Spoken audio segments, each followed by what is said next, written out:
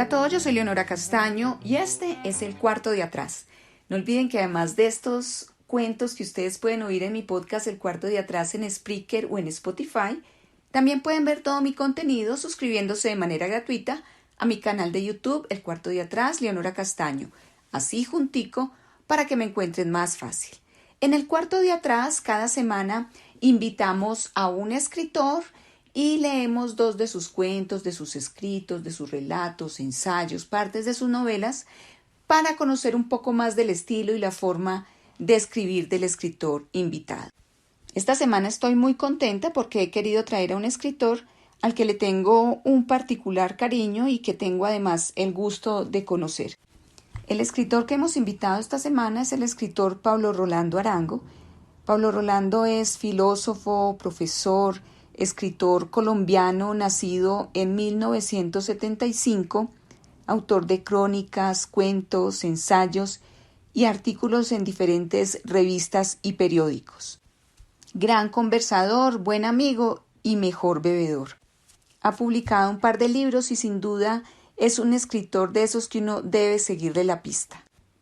La lectura de hoy se llama El último samurái, Óscar Castro, un ajedrecista entre el tablero y la botella. El maestro internacional de ajedrez Óscar Castro murió el 12 de abril de 2015 en Medellín, a los 62 años. Él hubiera querido pasar inadvertido y casi lo logra. Pero los genios llaman la atención aunque no quieran, y a veces justamente la llaman porque no quieren. Uso esa gastada palabra porque no encuentro otra y porque David Bronstein, uno de los más grandes genios del ajedrez del siglo XX, le dijo una vez a Castro: «Usted es un genio», y porque Leonzo García apenas se enteró de la muerte de Castro, escribió una nota en El País de España en la que dijo: «Era un genio que nunca quiso ejercer como tal». Además de un genio ocasional frente al tablero, Óscar Castro fue otra clase de rareza. El sabio bufón, el hombre que no pierde los estribos, ni siquiera después de beber sistemáticamente durante semanas o meses. Es uno de los pocos tipos que he conocido que era capaz de permanecer un buen tiempo en ese estado fugaz pero precioso, tan difícil de mantener, como lo describió uno de sus mayores conocedores, que justifica el uso de expresiones como alumbrado o colocado, para referirse a la inusual lucidez que solo muy pocos son capaces de lograr a punta de arruinarse. Castro aprendió a jugar tarde, a los 12 años, en comparación con la mayoría de ajedrecistas y con el estereotipo del niño prodigio. Crecí y aprendí a jugar ajedrez entre prostitutas. La metáfora dicta es mucho más exacta en este caso de lo que se piensa. Como hombre propenso a las propensiones, vivió y murió como un yonki del ajedrez. Solo quienes han sentido ese llamado irrenunciable de las piezas en el tablero escaqueado pueden comprender cabalmente que alguien sea capaz de entregar ya no horas ni días, sino décadas, a descifrar las interconexiones y las posibilidades del juego. Había entrado a estudiar matemáticas en la universidad, pero el ajedrez lo sacó de esa otra bruma. En 1969 ganó el Campeonato Nacional Juvenil y en 1970 ganó el Campeonato Nacional de Mayores. Era el jugador más joven en lograrlo. La gente de Antioquia vio algo excepcional en el muchacho e hicieron las gestiones necesarias para mandarlo al Mundial Juvenil en Estocolmo, 1969. Allí se clasificó para la ronda final. Perdió una interesante partida con Karpov, que luego sería campeón mundial, y le ganó al campeón de Hungría, András Andorjan. Estos primeros torneos en Colombia lo cruzaron con el otro gran bohemio del ajedrez colombiano, Carlos Cuartas, quien murió en 2011 en Itagüí. Cuartas y Castro fueron amigos desde entonces hasta el final. Una vez, a punto de empezar la primera ronda del torneo internacional de la Feria de Manizales, alguien se le acercó a Cuartas a preguntarle por Castro. Cuartas dijo que había estado jugando en Cali y que Castro se había quedado bebiendo, pero que no demoraría en llegar. Alguien apuntó que Cali estaba muy peligrosa y que los ladrones estaban usando mucha escopolamina y que temía por el destino de Castro. Cuartas lo tranquilizó. No se preocupe, que él llega después de acabar con la escopolamina. Todos los que lo conocieron expresan la impresión de que Castro absurdamente renunció a su destino de gran jugador. Todos, al mismo tiempo, reconocen que fue alguien o algo singular, como esa gente cuya principal obra en la vida son ellos mismos. Cuando Castro estaba conectado con el espíritu del juego, era realmente grandioso. Despreocupado hasta lo inconcebible, desapegado de todo lo que a los demás nos enloquece, podía jugar maravillosas partidas en torneos en los que sin embargo le iba mal. Es el caso del Internacional de Biel en 1976, en el que quedó de antepenúltimo, puesto 18 de 20, pero les infligió 2 impresionantes derrotas a Tigran Petrosian, el 9º campeón mundial y un jugador que tuvo una muy pobre relación con la derrota, y a Efim Geller, un eterno candidato al título mundial y uno de los más grandes jugadores del siglo XX. Petrosian llevaba una racha de varios años sin perder una partida. Le ofreció empate a Castro en 2 ocasiones, pero éste lo rechazó y terminó perdiendo con el colombiano. Cuando se enteró del suceso, el terrible Víctor Korchnoi le hizo llegar a Castro un telegrama de felicitaciones con $100 de regalo. Korchnoi odiaba a Petrosian y a todos los jugadores soviéticos fieles a la línea oficial del Partido Comunista. En ese momento estaba en Ámsterdam y 3 días después defeccionó y se quedó a vivir como asilado político en los Países Bajos, y continuó siendo uno de los mejores del mundo por varias décadas. En un periódico francés, la partida contra Geller fue reproducida bajo el título Cuando Castro ve lejos, y la partida que le ganó Castro en 1979 al gran maestro islandés Gudmundur Sigurjónsson, una miniatura formidable, según Boris de Greve, la mejor que había jugado Castro, fue presentado por el British Chess Magazine como trampa diabólica. Boris de Greve le dijo a Luisacha Aristizábal que esa es la mejor partida desconocida que incluyó en su magnífico libro 1001 partidas de ajedrez. Los aficionados colombianos asistimos a varios momentos similares contra jugadores menos destacados, lo cual no importa ni le importaba a Castro, en los que el genio lograba la conexión que todos los ajedrecistas buscan con las ignotas leyes del juego. Alguna vez dijo que su única aspiración era jugar bellas partidas y, si es posible, ganar. Esa frase revela sus prioridades: primero la belleza y luego, si es posible, el triunfo. A la belleza tuvo acceso como pocos, al triunfo no. Había aprendido de Carlos Cuartas que el triunfo o la derrota son apenas incidentes. Lo que importa es jugar, si acaso. Esos años de la segunda mitad de los 70 y comienzos de los 80 fueron probablemente los mejores de su carrera. En 1976 quedó segundo en el torneo de Costa Brava, donde derrotó a otro de los mejores del mundo, Ben Larsen, famoso por haber sido un niño prodigio y por su visión estética del juego. En una entrevista, Borges menciona probatoriamente que Larsen, en una ocasión, jugó hasta recibir el jaque mate, una práctica inusual, ya que los jugadores abandonan cuando saben que están perdidos, únicamente porque quería ver realizada la bella secuencia de jugadas sobre el tablero. Acerca de esa partida me cuenta Luisacha Aristizábal que Castro le dijo no sentirse muy orgulloso, ya que Larsen no había dormido la noche anterior. Luisacha le preguntó a Castro si él se había dormido, y éste le dijo: «No, pero es que yo estoy acostumbrado». En 1980 quedó segundo en el torneo de Linares, uno de los más duros del mundo, y tanto en 1980 como en 1981 ganó el Festival de Benidorm. En esos años jugó con el equipo de ajedrez del Club Olot de Cataluña y en 1977 ganaron el Campeonato de España por equipos.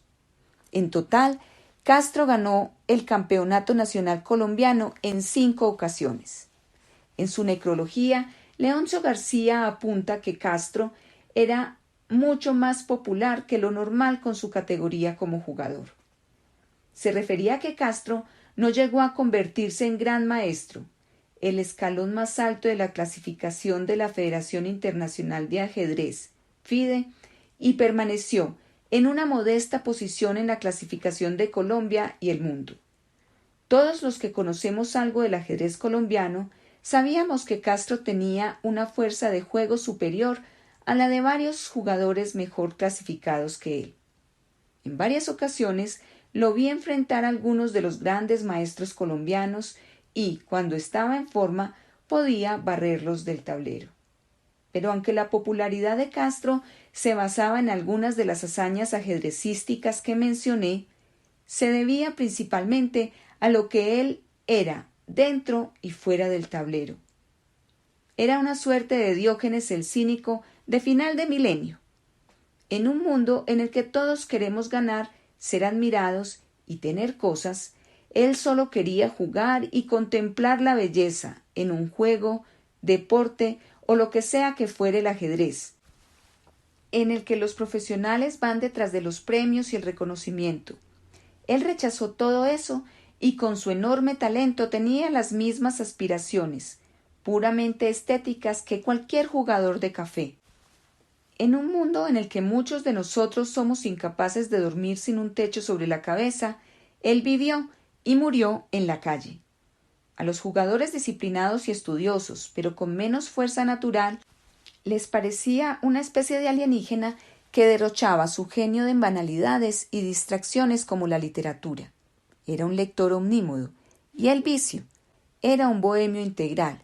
Podía dedicarse, como en un oficio que requiere concentración y esfuerzo, a beber por semanas, meses. Hay gente que no diferencia entre su vida y lo que hace, su oficio o profesión. Los griegos, más sabios en todo que nosotros, nos separaban las dos cosas y llamaban a todo eso arte o ciencia. Ante el tablero, Castro desplegaba las mismas virtudes socráticas, cínicas, estoicas, que lo hicieron un enigma para todos nosotros por fuera del tablero. Recuerdo, por ejemplo, un torneo clasificatorio para la final del Campeonato de Mayores de Colombia. Era en Medellín. Iba punteando otro maestro internacional y jugaba la última partida contra Castro. Con un empate, el otro se alzaba con el torneo, y los dos, él y Castro, clasificaban para la ronda final. Era normal esperar un empate arreglado, y el otro le hizo llegar la propuesta a Castro. Casi cualquiera habría aceptado de inmediato. Él rechazó la oferta. Ya en la partida, el otro le ofreció el empate más la plata del primer premio, y Castro lo rechazó de nuevo. Al final, jugando con negras, borró del tablero al otro. Ganó el torneo, la plata, que luego despilfarró en cuestión de horas, y se clasificó para la ronda final. En ese mismo torneo, Castro anduvo todo el tiempo con un libro de literatura japonesa, Hagakure, de Yamamoto Tsunetomo, que se traduce como A la sombra de las hojas y contiene el código guerrero del samurái. Mientras todos los jugadores, jóvenes y viejos, estudiaban las publicaciones especializadas de ajedrez más importantes, el Informador y la Enciclopedia Yugoslavios, todavía, existía Yugoslavia, Castro leía el libro de los samuráis. Al final del torneo, durante el acto de premiación, un muchacho que apenas se iniciaba en las competencias se le acercó. Pasmado, le señaló el libro y le preguntó si eso era lo que él, Castro, estudiaba para jugar el ajedrez. Castro le contestó: «Claro, las leyes del samurái. ¿No ve que esto es un campo de batalla?»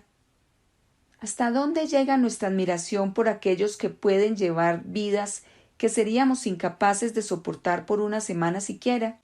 En 2008, Castro se clasificó para la Olimpiada de ajedrez que se jugaría en Dresde. Tenía algunos problemas con sus documentos: la cédula empeñada en un bar, el pasaporte en otro. Y, ante la demora para presentarlos, la Federación Colombiana de Ajedrez, FECODAS, sí, incrédulo lector, tal cosa existe. Decidió sacar a Castro del equipo olímpico y darle el cupo a otro jugador. Castro perpetró una carta de reclamo y uno de los directivos de FECODAS le respondió con una larga filípica en la que, entre regaños y consejos, le recordaba a Castro algunos episodios supuestamente vergonzosos de su carrera, usando el recurso retórico de enumerarle a Castro las cosas que él, el funcionario, no había hecho en la vida, que eran precisamente las que sí había hecho Castro. En el mejor momento le dice: «Maestro, yo nunca he sido acusado ni he estado preso en Rusia por prostitución. Nunca le he echado borracho la madre al presidente de la FIDE en alguna olimpiada y ni he sido sancionado por eso. Nunca me ha guardado la policía por empelotarme en lugares públicos. Nunca en el Continental de Argentina llegué borracho a la sede a las 4 de la mañana con mariachis despertando a todos los demás jugadores, haciendo quedar mal el nombre de Colombia. Nunca, después de un torneo en Duitama, me he gastado en una noche 4 millones de pesos de la premiación en un lupanar, llevándome a jugadores jóvenes y produciendo tal escándalo que el alcalde no volvió a patrocinar torneos de ajedrez». Como puede verse, la envidia del funcionario va increciendo. No solo la de él. La mayoría de jugadores habría querido recordarle la madre a Florencio Campomanes, el presidente de la FIDE durante 14 años, quien la manejó en una manguala con los rusos, en el estilo mafioso instaurado por el gran jugador y canalla Mijail Botvinnik. Para evaluar el resto de las ejecutorias de Castro, propongo la siguiente versión del imperativo categórico: actúa de tal manera que puedas soltar una carcajada en el lecho de muerte. El tipo termina la carta sugiriéndole a Castro que se mire en un espejo para que encuentre al verdadero causante de tus desgracias. Castro puso punto final al incidente con una nota en la que desistía de participar en la Olimpiada y remataba siguiendo el consejo: me miro al espejo y veo con sorpresa mi rostro surcado por arrugas, pero constato que la mayoría son de reírme. Os dejo con vuestras disputas, seguid felices. El otro apunte de Leoncio García que no quiero dejar pasar es que recuerda que Castro era generoso hasta el absurdo. La sorpresa con que jugadores y aficionados lo veían deshacerse de la plata que ganaba en los torneos era el equivalente exacto del asombro de sus contrincantes ante las jugadas geniales en el tablero. Castro recibía un premio de 8 millones de pesos en un torneo y en pocas horas ya había repartido la mitad entre prostitutas y mendigos. En una semana, en una noche a veces, ya no tenía nada y volvía a pedir prestado. Su forma de obtener plata consistía principalmente en conseguir préstamos, ganar torneos y dar clases de ajedrez. Con preponderancia de lo primero, desde luego. A Leoncio García le dijo una vez: hay días en que me levanto y decreto una amnistía general para mis deudores y acreedores. Estos son siempre más numerosos. Pero la gente le volvía a prestar porque era imposible resistirse a su magnetismo, a la impresión de que estábamos obligados a cuidar del genio, y porque muchos habrían pagado por una borrachera con él o por unas cuantas palabras. Cargaba todas sus pertenencias en una bolsa de plástico, un libro, un cepillo de dientes y unos calzoncillos, y, cuando entraba en sus maratónicas borracheras, lo perdía todo, menos su alma. Podías conversar con él por horas, aunque estuviera borracho. Era mucho más estimulante y divertido que las conversaciones con muchos sobrios. Uno sabe que llegó a Colombia cuando todas las mesas son cojas. Este aforismo resume la visión de Castro. Percibía perfectamente el desajuste, pero no se quejaba. Veía la brecha entre las cosas como son y como deberían ser, pero sabía que es insalvable. Caminó siempre por el filo de una cuchilla a cuyos lados estaban la parodia y la seriedad, el absurdo y la belleza. Un amigo cuenta que Castro tuvo problemas con la policía en Viena por dormir en un parque, aunque tenía habitación en un hotel. Esto era usual y las historias abundan. El 28 de marzo de 2015 se coronó campeón de un torneo en San Antero, en el departamento de Córdoba, en el que participó el actual campeón nacional Gran Maestro Alder Escobar, quien hizo los mismos puntos que Castro, pero no fue favorecido por el sistema de desempate. Como de costumbre, se puso a beber. El 8 de abril, algunos amigos lo acompañaron en los tragos para celebrarle el cumpleaños en un club de ajedrez de Medellín. Como de costumbre, siguió bebiendo. El sábado 11 de abril, o la madrugada del 12, se cayó en la avenida La Playa en el cruce con la carrera Girardot. Se rompió la cabeza y murió. En las fotografías del levantamiento está tendido debajo de un árbol con las manos cruzadas sobre el pecho, como si se hubiera acostado a dormir. Casi no encuentran a un familiar para reclamar al cadáver. Los ajedrecistas recogieron plata como para una borrachera de parque para cubrir los gastos del entierro. Lo velaron jugando al ajedrez y bebiendo entre risas y algunas lágrimas. No puedo imaginar un mejor final de partida. Y hasta aquí va este artículo. Soy Leonora Castaño y les envío un abrazo. Si les gustó este escrito, no olviden darle me gusta, dejarme todos sus comentarios y compartirlo con amigos y conocidos. Aquí los espero con una nueva lectura. Gracias.